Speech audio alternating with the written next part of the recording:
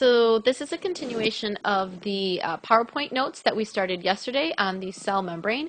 Going over a few things that can affect diffusion. First of all, temperature can affect diffusion. Temperature is basically based on how fast the molecules are moving. The higher the temperature, the faster the molecules are naturally moving. So if the molecules are naturally moving at a higher rate, you would expect the diffusion to happen faster. So basically, a higher temperature is going to give you faster diffusion. Alright, now we kind of talked about the steepness of the gradient yesterday. A gradient is basically a difference, okay? If the difference of concentrations is greater, then we say that there's a steeper gradient. So a steeper gradient is actually also going to give you faster diffusion. Okay? So let's take a look at the next slide. All right, so over on the left-hand side, we've got this picture here, and I want you to pay attention to this dashed line in the center. This dashed line here in the center represents a semi-permeable membrane. Semi meaning halfway, permeable meaning able to let through. So this represents that some things, but not all, are going to actually cross through the membrane. The red circles are the sugar molecules, and then the blue circles are representing the white molecule, or the water molecules. Okay, so if I look at this, I have a higher concentration of sugar on the left-hand side than I do on the right. I also have a lower concentration of water on the left, and I have a much higher concentration of water on the right-hand side. So the first question says, why do the water particles move from the right side to the left side? Well, the water ends up moving from the right to the left because we start with a higher concentration of water on the right-hand side. There's a lower concentration of water on the left. We know that materials are always going to flow from a high concentration to a low concentration. So that's why this is this picture over here. This is kind of like what it started as. And when we were done with diffusion, this is what it looked like. So the water molecules actually traveled over to this side, causing the water level to rise on this side. So there's now actually less water over here on this side because the water ended up moving over to the left-hand side.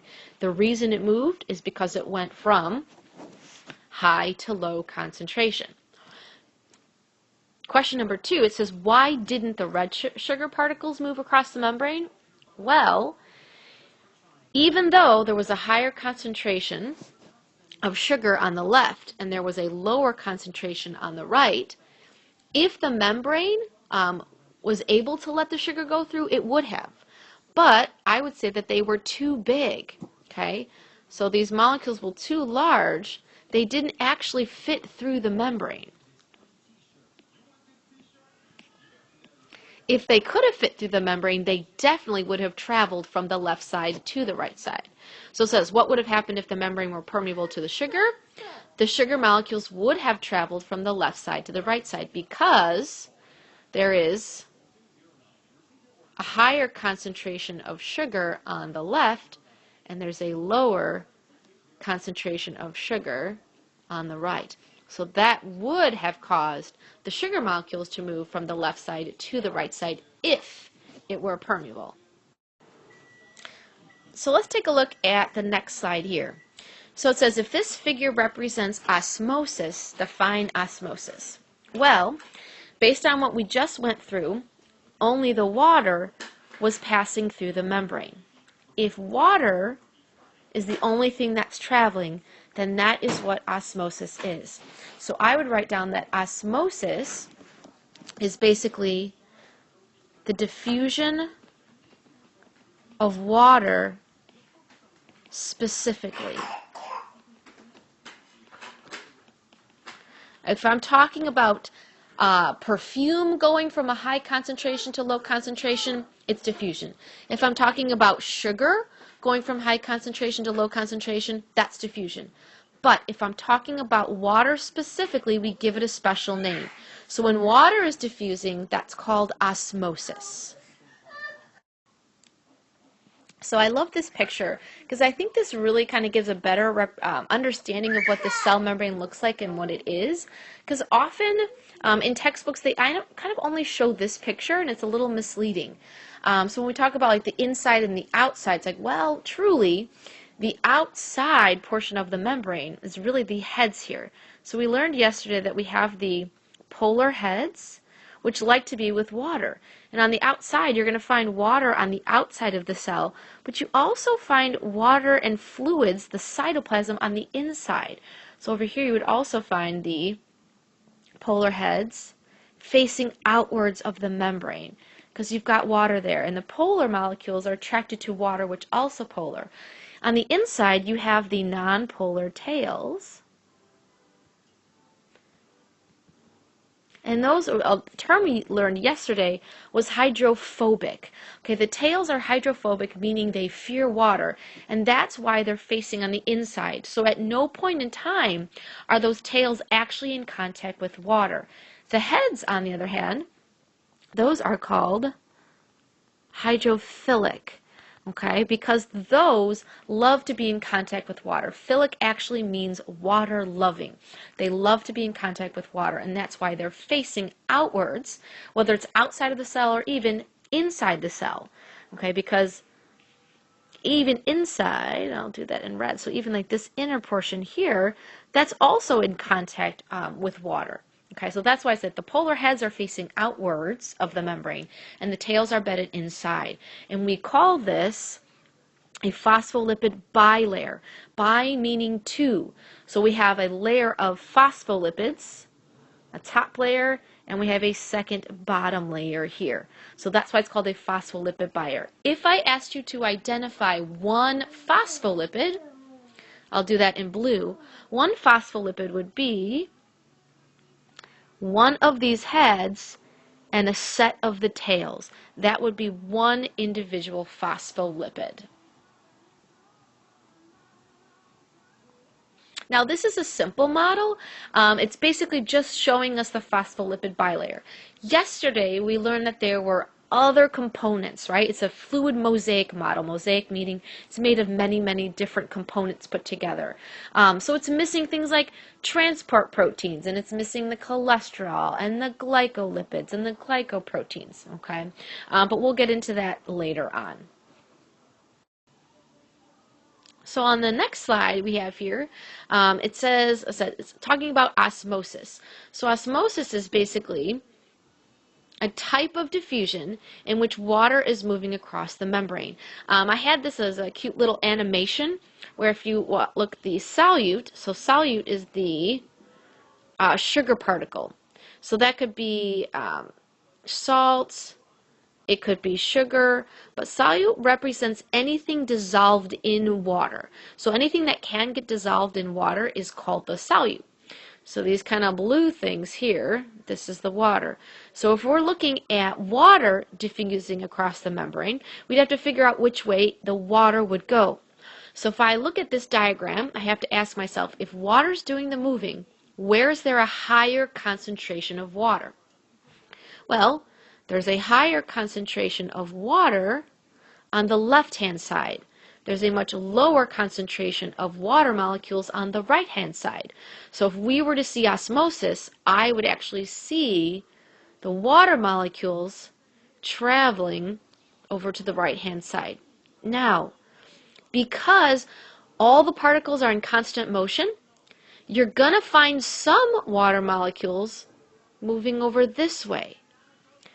But there's going to be more molecules moving from the left side to the right side. So we would say overall you're going to see a net change where you're going to see more water molecules move from the left side to the right side. They're going to keep doing that until we reach equal concentration on both sides. Once that is reached, we call that equilibrium, okay, where we have an equal concentrations on both sides of the membrane. So this is an important slide because it defines some of the different kinds of concentrations we're going to look at. So diffusion is basically based off of the concentrations on both sides of the membrane. Wherever there's a higher concentration, you're going to see the molecules move from that side to the other side because diffusion always happens from a high to low concentration. So there's two things we have to talk about. If it's the solute that we're talking about, those are the particles that are dissolved in water. Okay, some of the two most common examples that we go through are salt and sugar. Some other ones we could talk about, we'll be doing a lab where we talk about iodine moving across the membrane. We'll be talking about starch. That'll be another molecule that can move across the membrane. Basically, if you can dissolve it in water, that's described as the solute. Okay, so sometimes we'll be talking about the solute moving across the membrane. Sometimes we'll be talking about the water moving across the membrane. Almost always, the water is small enough that it can go across the membrane. Often, the solute particles might be too big that the solute may not be able to cross the membrane. Okay, so let's take a look. Hypertonic, okay, so that prefix, that hyper, it describes something that has a higher solute concentration than the other thing does. Okay, a way I remember this is a solute, right? Think of this as the salt or the sugar. What happens when you get hyper, right? Or sorry, if you eat a lot of sugar, you often end up hyper, right? Sugar makes you hyper. So if something has a lot of sugar in it, okay, then it's very hyper. Okay, hypotonic. Hypo tends to mean less. If you've ever had hypothermia, okay, that means your body temperature is too low. So that's what that prefix hypo actually means. It means less. So this describes something that has a lower solute concentration than something else does. So this means it has less sugar or less salt than the other solution does. Iso, you've seen this prefix before. Isosceles, okay, where two sides of the triangle are the same. So iso basically means the same. So this is saying that on one side and the other side of the membrane, the concentrations are exactly the same. So whatever's on the left side or the right side or inside and outside, the concentration is the same. Okay, so we'll be going over these terms a lot throughout the next week. All right, so let me go through these three solutions that we just talked about. Okay, I'm going to actually start over on the right-hand side with the hypertonic. So hypertonic solution basically means more sugar than the other substance. So the solution is talking about what's outside of the cell. So if I look at the picture, okay, I've got 20% salt in the solution than I do inside the cell. So like this kind of weird shaped object on the inside there. So this guy in here, right, that's actually the cell. Okay, so the solution is hypertonic compared to what's inside the cell because the solution has more sugar or salt or solute than the cell does, right? 20% is higher than 10%. If I look at a hypotonic over on this side, hypo means less solute. Okay, so the solution, which would be all the stuff out here, okay, 10% salt versus what's inside the cell, which is 20%. So because I have less solute outside, okay, I would say that the solution is hypotonic because there's less solute than there is inside the cell. The last condition is called isotonic.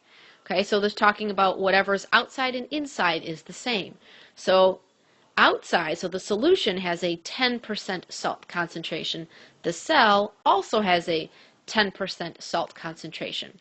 So we would describe the solution as isotonic to the cell. Okay, so both whatever's outside the membrane and inside the membrane is the same concentration.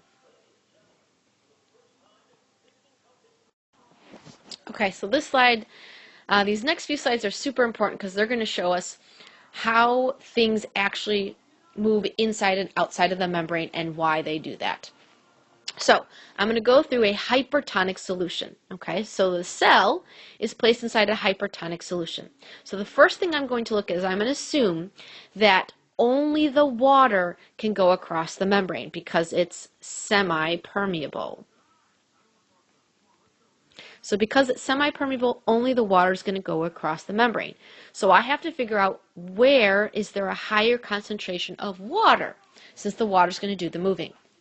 So if I point out, if I have a 20% salt concentration in the solution, that must mean that I have an 80% concentration of water outside the cell. If I have a 10% salt concentration inside the cell, then I must have a 90% concentration of water inside the cell. So the percent of water outside is 80%. The percent of water inside is 90%. I have a higher concentration of water inside the cell. So the water is going to diffuse out of the cell because it's going from high in the cell to low outside of the cell. Okay? Because water is flowing out of the cell, there's now less stuff inside my cell. My cell is going to shrink in size. So this is just a picture to show what normal cells would look like. So these are your red blood cells over here. They've got that tubular shape. Here's a plant cell over here. I can tell it's plant because of the box shape here. Okay. Now, in a hypertonic solution, we just learned that water flows out of the cell. Okay, because there was more water inside and there was less water outside. So it causes them to kind of shrink and to kind of shrivel up. All right, I missed an H in there. So over here, my cell wall is not going to change shape because it's rigid. That was kind of something I was looking for. I can spell that. Rigid. There we go. So it has a very rigid cell wall, so the wall isn't going to shrink. But the membrane on the inside, that is thin and flexible. So that's going to shrivel up and shrink. So you're going to see that happening. This is called plasmolysis, where basically the cell membrane pulls away from the outside, and you kind of see that inside kind of shrivel up. So we still see water going out of the cell in this case. So this is the last slide I'm going to do with you guys. So this is kind of going through what's going to happen if a cell is placed into a hypotonic solution. So I remember that hypotonic means less solute than the other. Okay, so it's a lower solute concentration outside of the cell.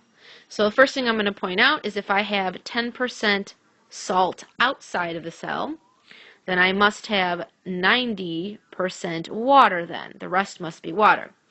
If I look inside the cell, I have 20% salt, so that must mean I have 80% water inside the cell.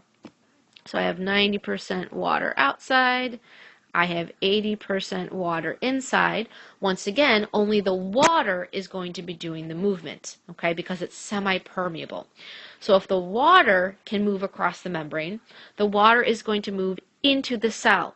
I have higher water concentration outside of the cell in the solution, and I have a lower concentration of water inside of the cell. So diffusion is always going to go from high to low concentration. So that's why it goes into the cell, because there's a concentration gradient. Well, if I'm going to be having water move into the cell, my cell is going to get much bigger because I've got water flowing into it. Now, if the membrane was permeable to sugar or to the salt would move outside, but in this case, it's not. But just throwing that out there. So this is what would happen if you place a cell in a hypotonic solution.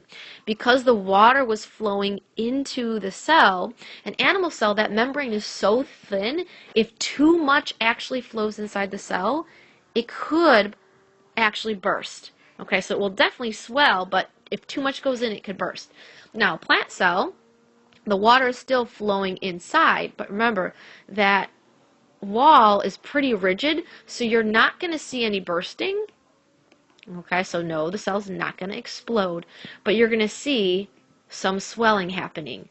This is what creates something called Turgor pressure.